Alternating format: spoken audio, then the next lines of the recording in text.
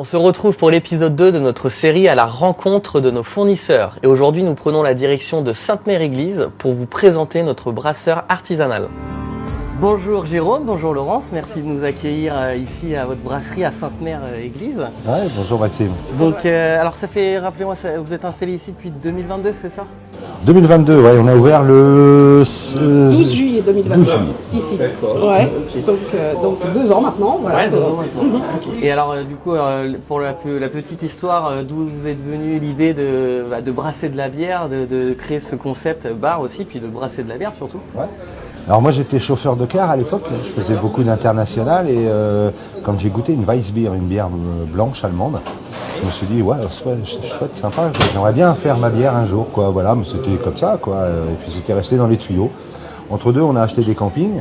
Ensuite, on a revendu le camping, on est parti sur la zone artisanale. Puis là, on a acheté une plus grosse production en 1000 litres. Et puis du coup, on a agrandi un peu. Donc de 300 mètres carrés à l'ancien bâtiment, on est passé à 2300 mètres carrés.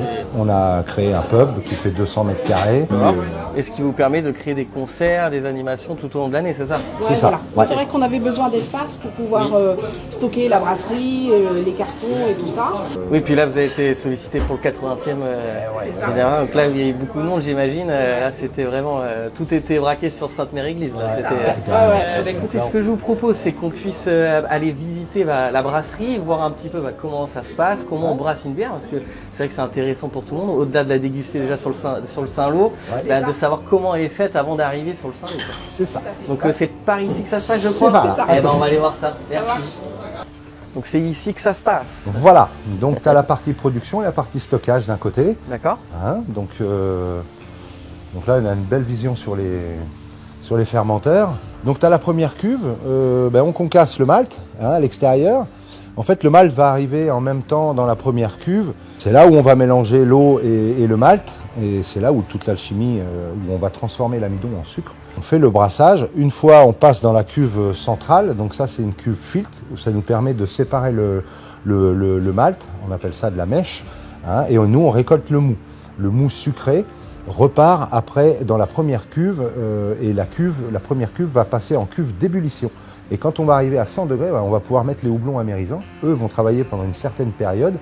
Ensuite, une fois qu'on a fait notre amérisant, on va passer à l'aromatique, le houblon aromatique qui va donner toute sa puissance avec les huiles essentielles. Et puis une fois que c'est fait, on va refroidir le mou instantanément par un échangeur à plaques. Et puis après, on transfère ça dans les cuves. Tu as 4 cuves de 2000 litres, une cuve de 1000 litres et 2 cuves de 3000 litres. Ce qui nous fait un stockage toutes les de 15 000 litres et une rotation régulière. Pratiquement toutes les 3 semaines, ça tourne, quoi. Voilà. C'est vrai qu'au départ, les gens ils se disent bon alors c'est quoi les ingrédients et tout. Oui. Et puis assez rapidement, quand on rentre dans la technique, c'est pas si simple. C'est ça. Tu as ces 3 types de céréales pour l'instant. J'ai pas sorti un quatrième qui risque d'arriver chez vous au Saint-Lô pour septembre-octobre, je sais plus trop. Oui, ça doit être dans ces eaux-là, effectivement. Ah, et ça, c'est du malt fumé au bois de hêtre qui donne un goût fumé à la bière. Donc là, tu vois, ça c'est pour faire du malt blond, enfin une bière blonde plutôt. Une ambrée, tu vois, ça c'est on met un petit pourcentage de celui-ci. Celui-là va apporter des goûts caramélisés. Ouais. Donc on fait 2 formats en bouteille, 33 et 75 centilitres. Après, pour les fûts, on est en 20 litres. On n'a pas choisi 30 litres parce que justement c'est super lourd.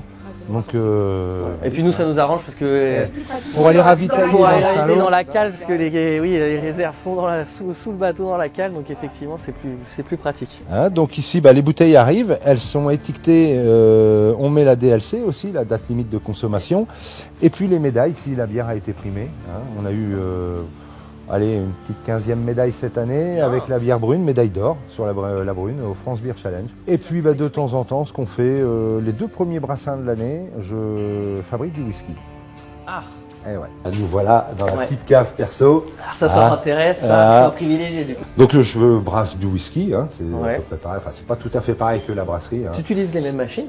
Ah oui. Ah ouais, d'accord. Ouais, okay. Carrément. Ouais. Voilà, donc là, pour avoir du whisky, l'appellation whisky, c'est 3 ans minimum. Donc on a sorti le premier cette année, c'était l'occasion de le sortir au 80e, et lui, il a 4 ans. 4 ans, d'accord. 4 ans d'âge, ouais. Faut aimer faire ce qu'on fait. Voilà, quoi. c'est ça. C'est toute la réussite de tout. Avec après, passion. quoi. Voilà, c'est ça. Voilà. Exact. Ouais. Eh ben, écoute, moi de toute façon, je vais retourner vite fait à la visite. Oui, je vois que Laurent, c'est en pleine explication, donc je Ouais, vais pas vous embêter plus longtemps. Retrouver, et puis. Et ben on se dit une prochaine sur le Saint-Lô. Ok, super. Merci Jérôme de ton accueil. Bye. Bye. Ciao. Bon, je laisse Jérôme et Laurence en pleine explication, parce que ici ils organisent aussi des visites guidées pour expliquer comment on brasse les bières. Donc si vous êtes de passage à Sainte-Mère-Église, surtout pensez à vous arrêter ici au pub, et puis pour découvrir la brasserie de Sainte-Mère, que vous pouvez bien évidemment retrouver sur le Saint-Lô. Et puis moi je vais aller déguster la Viklande. Je crois qu'elle m'attend au bar, parce que si je peux la déguster en avant-première, je vais pas me gêner.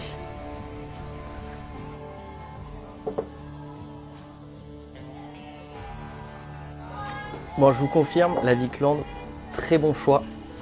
Vous allez pouvoir bientôt la déguster sur le Saint-Lô en septembre-octobre. Et quant à nous, on se retrouve prochainement pour la suite de nos épisodes à la rencontre de nos fournisseurs pour le Saint-Lô. À bientôt.